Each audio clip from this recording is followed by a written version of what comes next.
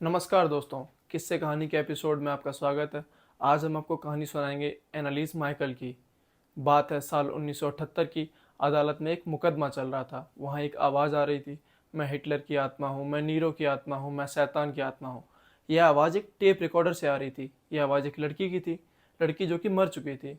अब फैसला होना बाकी था कि उस लड़की की मौत का दोषी कौन है। उस लड़की की मौत का दोषी उसके माँ बाप हैं, जो उसे तथाकथित नर्क में जाने से बचाना चाहते थे, या वो आत्माएं जिनका वो दावा किया करती थी उसके शरीर में होने का। पहले आप कुछ तस्वीरें देख लीजिए। इन तस्वीरों में कुछ सालों का ही फासला है। ईसाई धर्म में मान्यता है कि ईसा मसीह इंसानों के पापों की खातिर सूली पर चढ़े थे।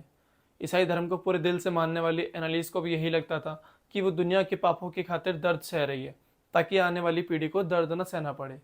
इन सब की शुरुआत कुछ 15 साल पहले हुई थी, जब एनालिस ने होश संभाला था। उसके माता पिता बहुत धार्मिक थे। एनालिस हर हफ्ते चर्च जाया करती थी, बाइबल भी पढ़ा करती थी। यहाँ तक कि उसने लैटिन भाषा भी सीख ली, ताकि वो बाइबल के पाठों को पढ़ सके। 16 साल की उम्र तक सब कुछ ठीक रहा। एनालिस स्कूल गई, बाद में उसने कॉलेज भी ज्वाइन किया। फिर साल 1968 में एक रोज अजीब घटना हुई। एनालिस सोई हुई थी। अचानक उसे महसूस हुआ कि उसके सीने पर कोई बैठा है। एनालिस बहुत डर गई, लेकिन उसके माँ बाप ने एक बार की बात मानकर इसे टाल दिया। ठीक साल भर बाद एक रोज फिर से एनालिस को लगा कि कोई उसके सीने पर बैठा है, कोई उसे दबा रहा है। इस बार उसके माँ बाप उसे डॉक्टर के पास ले गए। डॉक्टर ने कई टेस्ट किए, उन्होंने कोई दिक्कत नजर नहीं आई। उन्होंने इसे डर का दौरा मानकर एनालिस को घर वापस जाने को कहा। एनालिस को बार बार ऐसे दौरे आते रहे। डॉक्टरों ने उसे दवा देना शुरू किया। कई साल तक दवाइयाँ चली। एनालिस की हालत में कोई सुधार नहीं हुआ। उसे बार बार दौरे आते रहे, बल्कि चीज़ें और ख़राब होती गईं। एनालिस के हिसाब से उसे सोते हुए बेड में खट खट की आवाज़ आती थी। उसने अपनी माँ को बताया, कोई उससे कहता है कि वह नर्क में जाएगी। बकौल एनालिस की माँ। एक दिन उन्होंने उसे वर्जिन मैरी की मूर्ति को घूरते हुए देखा।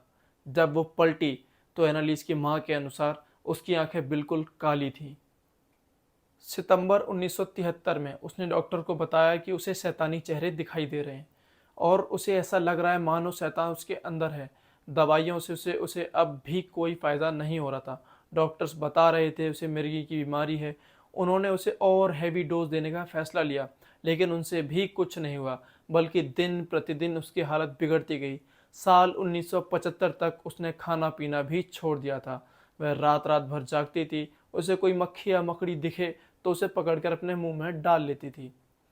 ईसा मसीह की तस्वीर, क्रॉस या कोई भी ईसाई धर्म से जुड़ी चीज दिखती तो वह उसे तोड़ देती थी। उसने चर्च जाना भी बंद कर दिया था। कहती थी चर्च की जमीन से उसके पांव जलते हैं। उसका वेट भी आधा हो चुका था। उसकी हालत दिन प्रतिदिन खराब होती जा रही थी। आखिरकार उसके माँ बाप ने फैसला लिया कि उसे पादरी के पास ले जाएंगे।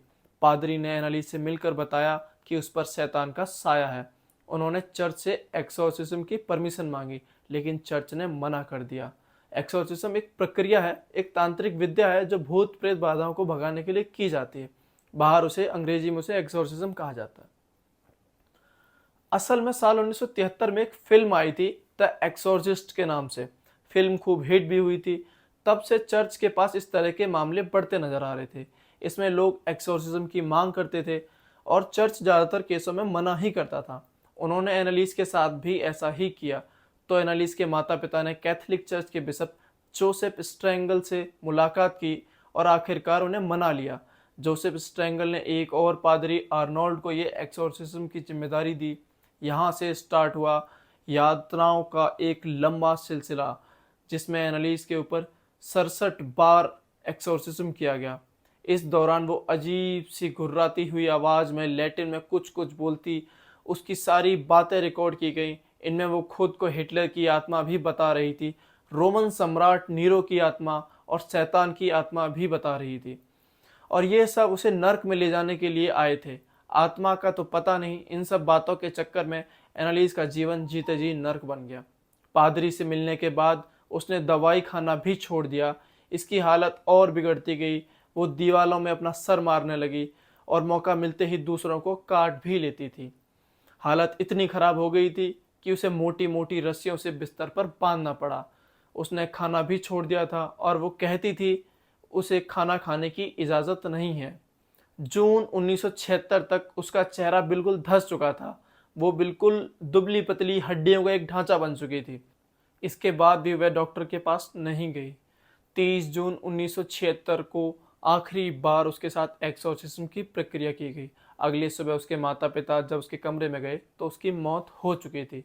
अब चौंकाने वाली बात यह है कि यह सब कुछ एनालिस की मर्जी से हुआ था। वो खुद अपने माँ बाप से ये सब करने को कहती थी। डॉक्टर्स ने उसकी मौत का कारण भुखमरी बताया। हालांकि कहानी यहीं खत्म नहीं हुई। एनालिस की मौत के बाद पुलिस ने उसके माँ बाप और पादरी के खिलाफ गैर इरादतन हत्या का मामला दर्ज किया। मामला अदालत में गया, जहां बचाव पक्ष ने दलील दी। इस दौरान सब कुछ एनालिस की मर्जी से ही हुआ था। वह बालिग थी, दवाई से इलाज करवाना या ना करवाना उसका हक था। उस समय एक्सोर्सिज्म पर भी कोई रोक नहीं थी। दूसरी तरफ से बोला गया, अगर एक हफ्ते पहले भी एनालिस को डॉक्टर की मदद मिल जाती तो वह बच सकती थी। अंत में अदालत ने सभी अभियुक्तों को दोषी मानकर 6 महीने की सजा सुनाई। बाद में इसे प्रोबेशन में बदल दिया गया। कुल मिलाकर हुआ ये, धार्मिक अंधविश्वास और कट्टरता ने एक 23 साल की लड़की की जान ले ली। और सिर्फ जान नहीं ली, उसका अंतिम समय बेहद ही दर्दनाक था। लेकिन ये ड्रामा यहीं नहीं रुका। एनालिस की मां ने उसकी लाश बाहर निकालने की मांग की। कारण उसे एक नर्स ने बताया कि उसने सपने में देखा एनालिस की लाश बिल्कुल सही थी। उसके हिसाब से ये उस पर शैतान के होने का सबूत था। आखिरकार लाश बाहर निकाल ली गई। बाकी सभी लाशों की तरह वह लाश भी सड़ गल चुकी थी।